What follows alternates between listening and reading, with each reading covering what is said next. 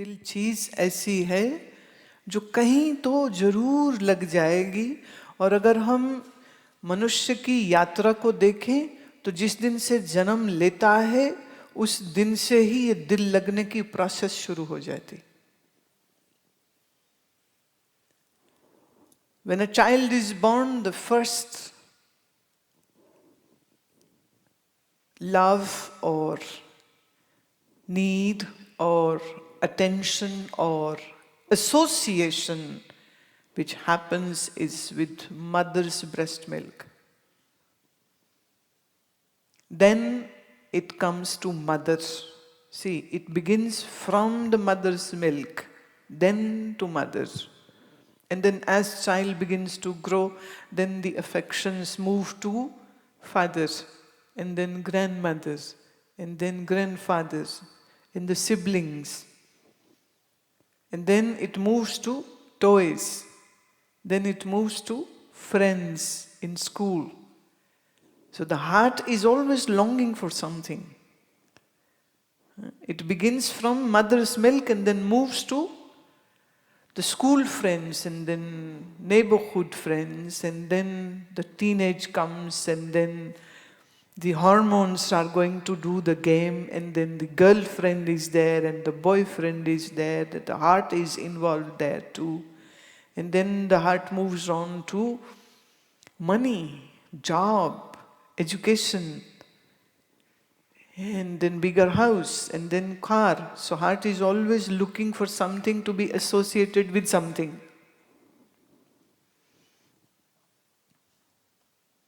दिल तो लगता ही रहता है।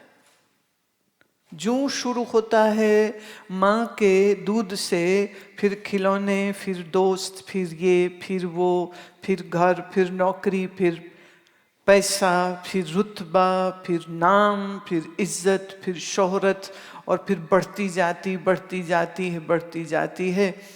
और सच ये है कि आदमी का दिल दुखता भी वहीं से है जहां वो दिल लगाता है। जिससे आपका दिल लगा ही ना हो वो आपका दिल तोड़ भी नहीं सकता है। जब दिल लगता है दोस्त से तो दोस्त अगर नाराज हो जाए या लड़ पड़े तो दुखी होते हैं।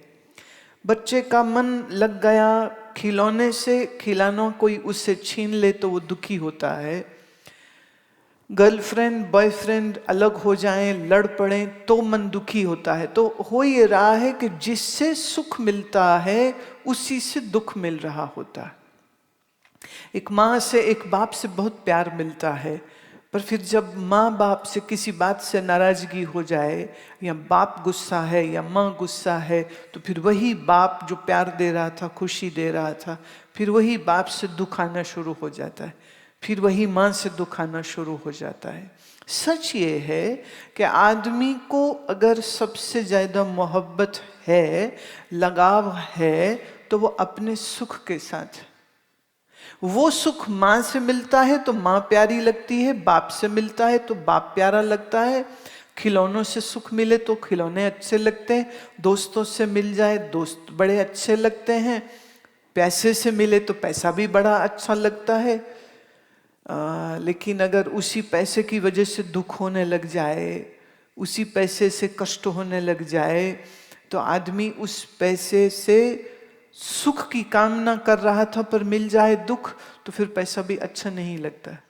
जब भारत में डिमोनेटाइजेशन हुआ तो जिन्होंने घर में बहुत रुपया पैसा जोड़ के रखा था, व्हाइट का था, ब्लैक का था, मैं उस विषय में नहीं जाती, पर जैसा भी रुपया था उस रुपये के साथ वो बड़े दुखी हुए।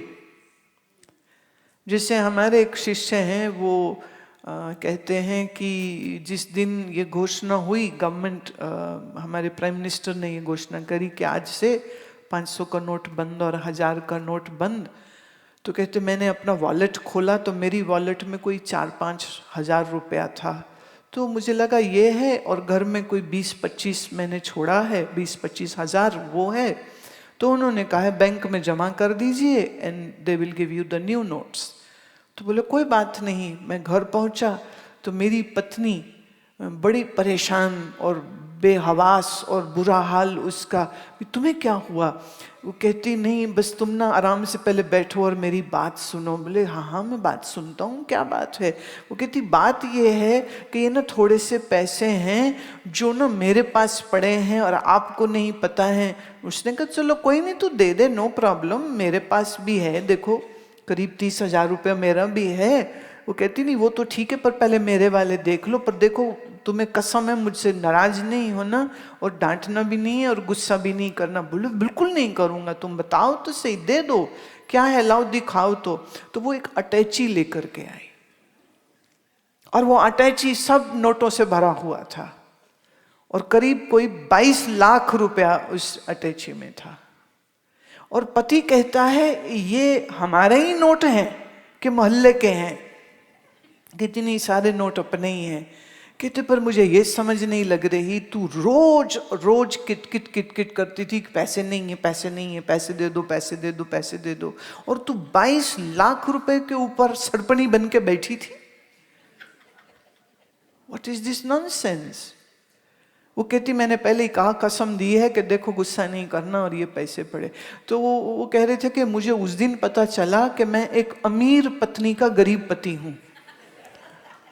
पत्नी के पास 22 लाख रुपया, मेरे पास कुल मिला के 25,000, और पत्नी घर में रहती है और मैं नौकरी करता हूँ, जॉब करता हूँ, क्लिनिक चलाता हूँ, घर से बाहर जाता हूँ, फिर भी मेरे पास कम पैसे हैं और उसके पास इतने पैसे हैं।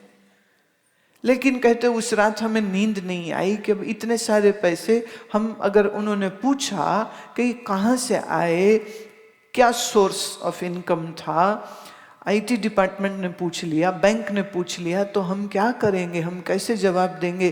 बोले वो सामने 22,25,000 रुपया रख के हम दोनों मियाँ बीवी रोते रहे, परेशान हो गए और अपने रिश्तेदारों को फोन करके पूछने लगे कि लाख रुपया तुम ले लो, 50,000 तुम ले लो, और देखो तुम अपने बैंक में डाल दो और जब वापस मिलेंगे तो हमको दे देना।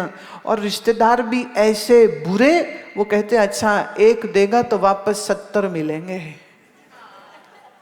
30 मेरे। हाँ, तो रुपए ने रिश्तेदारों की जो औकात है वो भी दिखा दी और खुद को भी परेशानी हुई और दुखी भी हुए। हम किससे दुखी हुए? पैसे से। और सोचते थे कि पैसा सुख देता है, सोचते थे पैसा सुख देता है। तो भाव ये है कि हम अपना मन कहाँ लगाते हैं, हम जहाँ लगाते हैं दुनिया में, उन सब चीज़ों से या उन सब लोगों से हमें सुख भी मिलता है।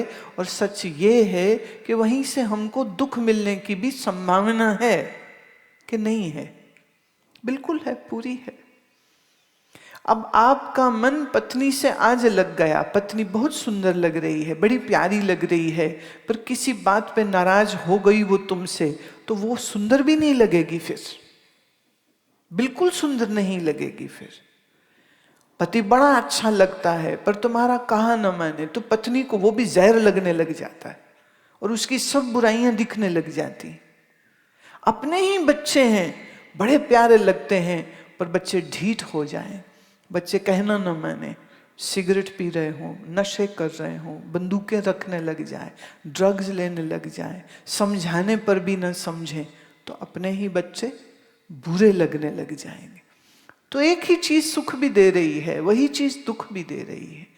एक ही चीज से बड़ा मजा भी आ रहा है और वही चीज फिर सजा भी बन जाती। लेकिन कबीर जी जिसकी बात कर रहे हैं वो बात बिल्कुल अलग है। वो है तो इसी दुनिया का, लेकिन फिर भी यहाँ एक अजब मामला है, और वो ये कि जब आपका दिल किसी जोगी से लग जाता है, जब हम जोगी बोलते हैं तो ये भी आप समझिए कि जोगी का मतलब क्या होता है। See the word Yogi, you know, if we write with Y, then it is yogi, but if we write it with J, J-O-G-I, jogi, then the jogi word root is jugat. Jugat in English would be technique. So jogi means one who has a technique. Are you getting what I'm saying? What does yogi word mean? Yogi word does not associate with just a certain type of clothing, that the person is wearing ochre clothes or is wearing a big mudra in the ear or is having a matted locks or is wearing some ashes on the body or is living by the bank of some Ganges or Narmada. No, no, no. When we say yogi, then technically the word yogi means one who has a technique. For what? He has or she has the technique to unveil the truth. Who is a yogi? Who has a technique to experience bliss within their own mind. Yogi is someone who has a technique to master the body, the mind and the senses. Yogi is one who has the wisdom. Please understand this. Those whom you not here, of course, not in Toronto, but in India, you see certain sadhus who are traveling or walking in your bylanes and they're begging food or money. Well, not yogis. Who is asking for something is not a yogi. Yogi is someone long ago, see, in our country, Bharat, we had this tradition that there would be certain individuals who would dedicate their life to seek wisdom, to seek mastery on yoga. And because they were so dedicated that the society said, okay, you do your research work and we will take care of your food and lodging and all those stuff. You don't have to, like in universities, you have these programs where the government is giving you money to do the studies, to do the research work. So the yogis or the Mahatma or the Swami were those individuals who were being supported by the society to do the spiritual research work, and once they have gained the knowledge, they will be obviously giving back to the society. So give and take, a mutual give and take, that was the system. मैंने एक आदमी या एक औरत अपनी पूरी जिंदगी सिर्फ इस चीज पे लगा देते हैं कि ज्ञान कहाँ से आता है, ज्ञान क्या है, वेद क्या है, उपनिषद क्या है, गीता क्या है, शास्त्र क्या है, संतों के उपदेश क्या हैं, और फिर योग की साधनाओं को करना, मंत्र जप को करना, इन सब चीज़ों के पीछे क्या विज्ञान है, वो उसके साथ लगे रहते थे। और समाज कहता था कि तुम अपना ये काम करो और हम तुम्हारा खाना पीना का सब इंतजाम हम कर देंगे।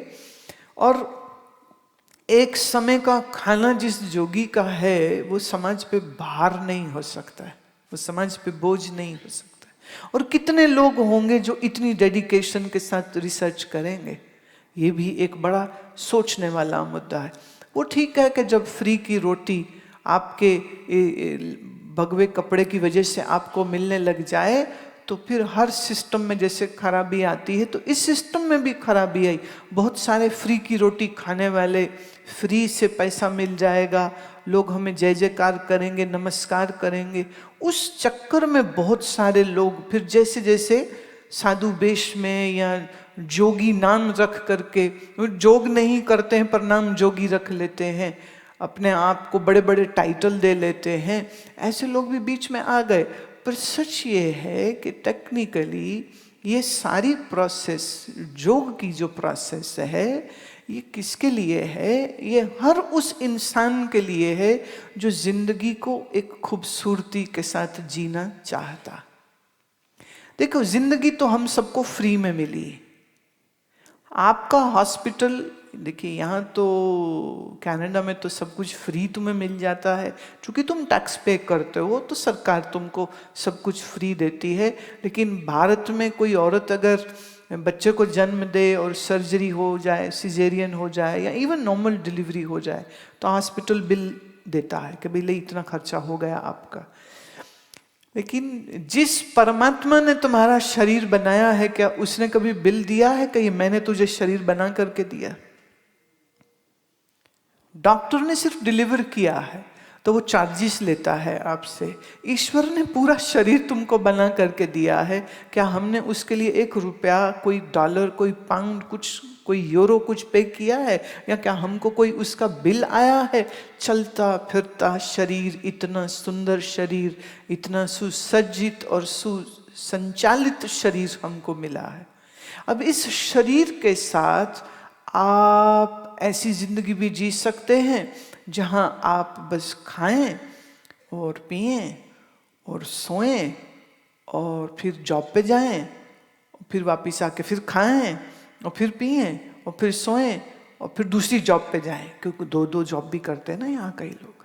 तो फिर से खाएं, फिर पिए, फिर सोएं और फिर जॉब पे जाएं और फिर ऐसे ही करते करते रिटायर हो जाएं और फिर घर में बैठें और फिर घर में बैठ के सिर्फ खाएं, सिर्फ पिएं, सोएं और फिर जॉब पे भी नहीं जाएं और फिर एक दिन बीमार हो जाएं और फिर धीरे धीरे खाना कम हो गया।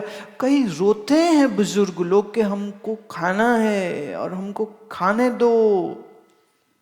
आपने नोट किया, आपके घर में अगर कोई बुजुर्ग है और अगर वो संयमित नहीं है तो वो आधे टाइम इसी बात पे लड़ाई करते हैं कि चाय दे, चाय दे। वो कहेंगे मम्मी जी चाय पी के एसिडिटी होगी, चाय मत पी। हाँ हाँ, अब चाय भी नहीं देंगे मुझे, दे चाय। देखो, जैसे छोटा बच्चा होता है तो उसे हम क्या देते हैं? दूध देते हैं, जूस देते हैं, फ्रूट देते हैं, राइट? फिर थोड़ा बहुत सीरियल देते, कोई दलिया बना के देते, कोई पॉरिश देते। बच्चे को तुम नान परांठे तो नहीं खिलाओगे ना? जिसके दांत भी नहीं है उसको तुमको ले पुत्रा आज मां दी दाल ते परांठे छक, हैं? आप ऐसा तो नहीं करेंगे। अच्छा, आप रख दें और मान लीजिए बच्चा उसमें से खा ही ले, बच्चे का पेट वो हजम नहीं कर पाएगा, बच्चा बहुत रोने वाला है, बहुत तकलीफ महसूस करने वाला है। तो बच्चे को हम क्या देते हैं? जो वो हजम कर सके। फिर जैसे बच्चे का शरीर बड़ा होता है उसका खाना बढ़ जाता है, वो ज़्यादा खाता है और फिर धीरे धीरे ये नौबत आती है कि वो हर 1 घंटे में कहते भूख लगी दे, फिर हर 1 घंटे में कुछ खाने को दे, क्योंकि उसका बच्चे का शरीर बढ़ रहा है तो ग्रोथ के लिए उसको कैलोरीज चाहिए, उसे भोजन चाहिए, इसलिए वो खाएगा पचाएगा, खाएगा पचाएगा। और जितनी स्पीड से खाता और पचाता है उतनी ही स्पीड से उसके शरीर में से मल भी बाहर निकलता रहता है।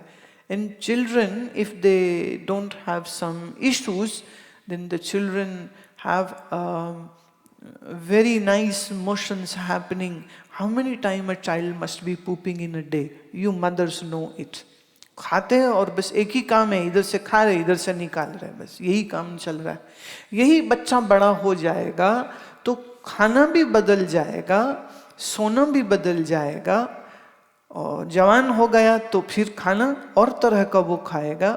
पर जैसे ही आपकी शरीर की उम्र 40 पार कर जाए तो एक्चुअली उसके बाद आपके शरीर की जरूरत, अब शरीर बढ़ना तो है नहीं, क्या फिर भी बढ़ेगा? नहीं, 18 तक ही बढ़ता है, उसके बाद तो बढ़ता नहीं।